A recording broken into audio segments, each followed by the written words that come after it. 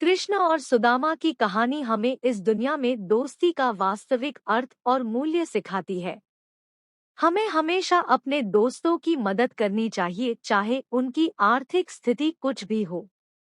सुदामा श्री कृष्ण के बचपन के मित्र थे।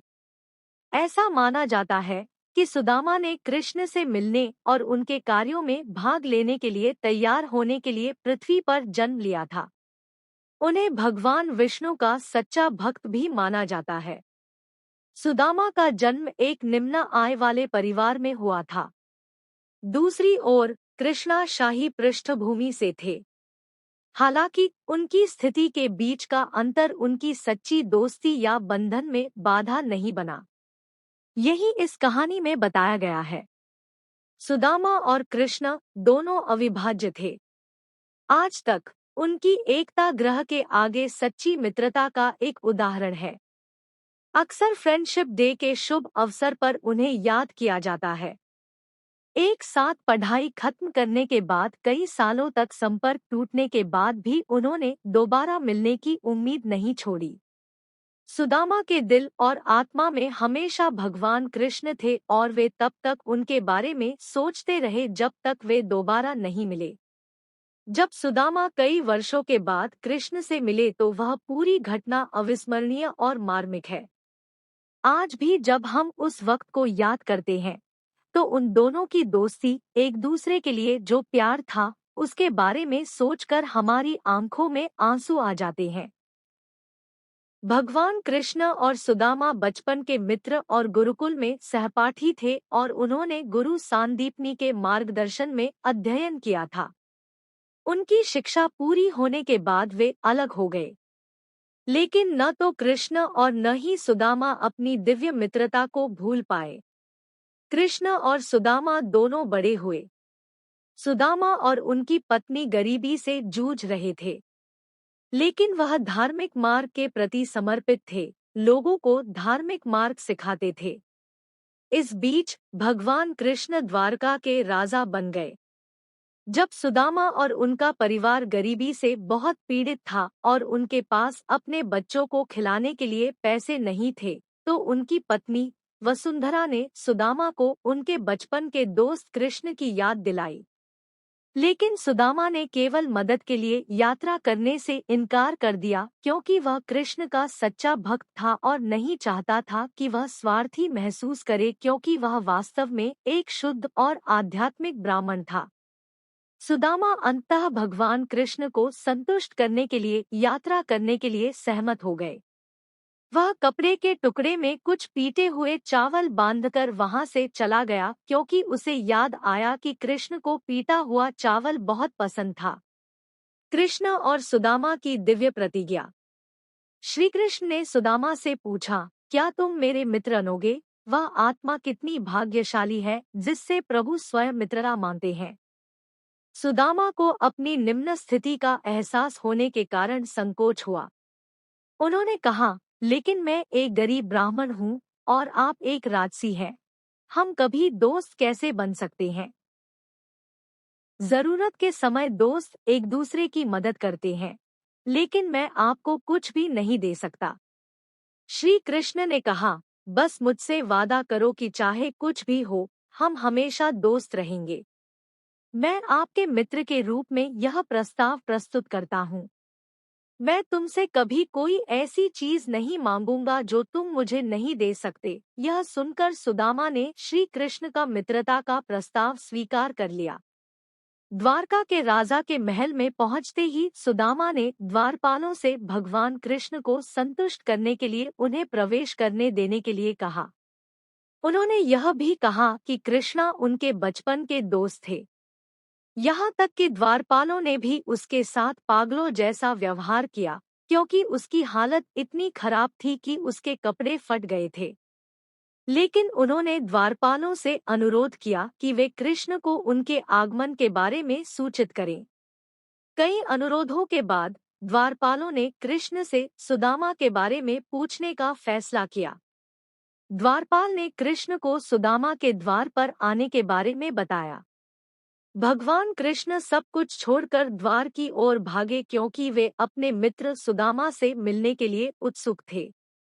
कृष्ण अपने पुराने मित्र को देखकर बहुत प्रसन्न हुए। उन्होंने सुदामा की सामाजिक स्थिति के बारे में सोचे बिना ही सबके सामने काफी देर तक उसे गले लगाए रखा।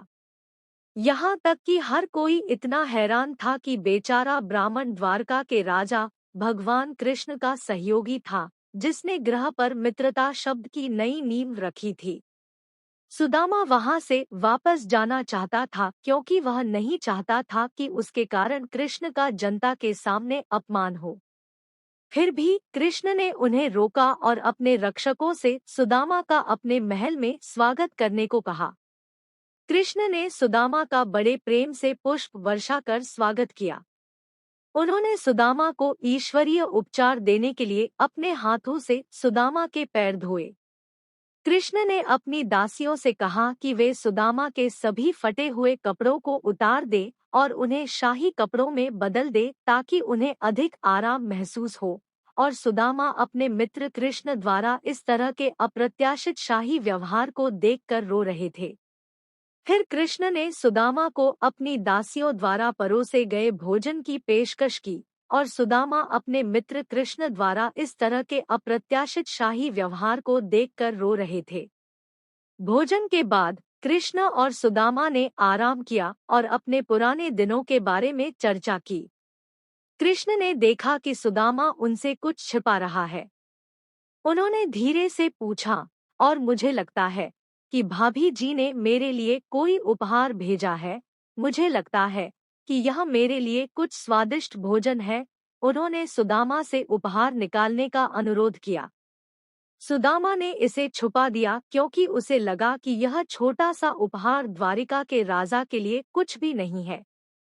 लेकिन कृष्ण ने उपहार को धीरे से स्वीकार कर लिया, जो कपड़े के टुकड़े से बंधे कुछ चावल थे, और कृष्ण ने उपहार की बहुत प्रशंसा की कि यह उपहार उनके जीवन में अब तक मिला सबसे अच्छा उपहार था और उन्होंने इसे खाना शुरू कर दिया और चावल को अपनी पत्नी के साथ साझा किया।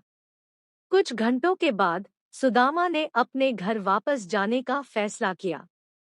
जाने से पहले कृष्ण ने कहा, पुरानी यादों पर चर्चा करते हुए वह सुदामा से आने का औचित्य पूछना भी भूल गए।